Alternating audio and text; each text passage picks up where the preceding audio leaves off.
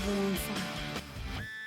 ರಾಜ್ಯ ಬಿಜೆಪಿ ನಾಯಕರಿಗೆ RSS warning ಅನ್ನು ಕೊಟ್ಟಿದೆ. ನೀವು ಕಾಂಗ್ರೆಸ್ ರೀತಿ ಆಗಿಬಿಟ್ರೆ ಹೇಗೆ? ನೀವು ಕಾಂಗ್ರೆಸ್ನವ್ರ ಥರನೇ ಆಡ್ತಾ ಇದ್ದೀರಲ್ಲ, ಯಾಕೆ ಹೇಗೆ ಅಂತೇಳಿ ಆರ್ಎಸ್ಎಸ್ ರಾಜ್ಯ ಬಿಜೆಪಿ ನಾಯಕರುಗಳಿಗೆ ವಾರ್ನಿಂಗ್ ಅನ್ನು ಕೊಡ್ತಾ ಇದೆ. ಪಕ್ಷದಲ್ಲಿನ ಬೆಳವಣಿಗೆಗಳಿದೆಯಲ್ಲ, ನಮಗಿದು ಯಾವುದು ಸಮಾಧಾನ ತರ್ತಾ ಇಲ್ಲ. ನಿಮ್ಮ ಪಾರ್ಟಿಯಲ್ಲಿ ಆಗ್ತಿರ್ತಕ್ಕಂಥ ಬೆಳವಣಿಗೆಗಳು ನಮಗೆ ಸಮಾಧಾನ ತರ್ತಾ ಇಲ್ಲ.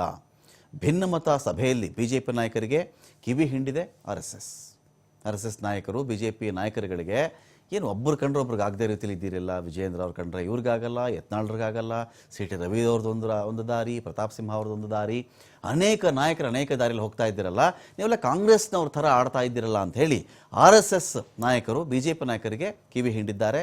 40ಕ್ಕಿಂತ ಹೆಚ್ಚು ಭಿನ್ನಮತೀಯ ನಾಯಕರ ವಿರುದ್ಧವಾಗಿ ಆರ್ಎಸ್ಎಸ್ ಸಿಟ್ಟಾಗಿದೆ ಅಂತ ಗೊತ್ತಾಗ್ತಾ ಇದೆ. ಬಿಜೆಪಿ ರಾಜ್ಯಾಧ್ಯಕ್ಷ ವಿಜೇಂದ್ರ ವಿರುದ್ಧವಾಗಿಯೇ ಬಿಜೆಪಿ ನಾಯಕರು ಕಂಪ್ಲೇಂಟನ್ನು ಕೊಟ್ಟಿದ್ದಾರೆ. ವಿಜೇಂದ್ರ ಬರೀ ಏನು ಪಕ್ಷದ ಅಧ್ಯಕ್ಷರ ಥರ ಆಡ್ತಾ ಇಲ್ಲ, ಅವರು ಅನಭಿಷಿಕ್ತ ದೊರೆ ಅಂತ ಅಂದ್ಕೊಂಡ್ಬಿಟ್ಟಿದ್ದಾರೆ, ಅವರು ರಾಜನ್ ಥರ ಆಡ್ತಾ ಇದ್ದಾರೆ ಅಂತ ಇವರೆಲ್ಲ ಆರೋಪ. 40ಕ್ಕಿಂತ ಹೆಚ್ಚಿನ ಜನ ನಾಯಕರು ಕೊಟ್ಟರು ದೂರು, ನಮಗೆ ಇವರು ರಾಜನ್ ಥರ ಆಡ್ತಾ ಇದ್ದಾರೆ ಅಂತ.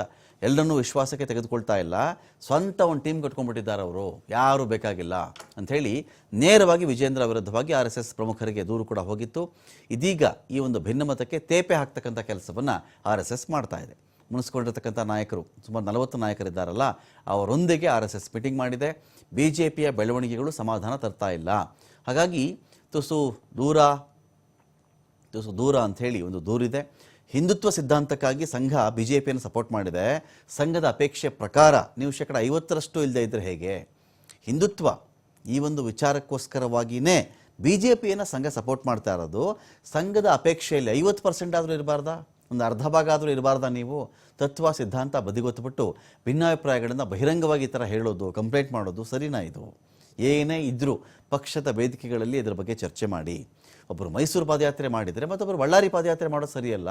ಎಲ್ಲರೂ ಒಗ್ಗಟ್ಟಾಗಿರಬೇಕಲ್ವಾ? ಅವರವ್ರ ಇಷ್ಟಕ್ಕೆ ತಕ್ಕಂತೆ ಯಾತ್ರೆಗಳನ್ನು ಮಾಡ್ಕೊಂಡು ಕೂತುಬಿಟ್ರೆ ಪಾರ್ಟಿ ಗತಿ ಏನು? ಎಲ್ಲರೂ ಒಟ್ಟಿಗೆ ಕೆಲಸ ಮಾಡಬೇಕು, ಒಟ್ಟಿಗೆ ಪ್ರವಾಸ ಮಾಡಬೇಕು. ಪ್ರತಿಯೊಂದಕ್ಕೂ ದೆಹಲಿಯತ್ತ ತಾವು ನೋಡಬೇಕಾಗಿಲ್ಲ. ಎಲ್ಲವನ್ನು ಹೈಕಮಾಂಡ್ ನೋಡೋದಾದರೆ ನೀವೆಲ್ಲ ಯಾಕಪ್ಪ ಬೇಕು?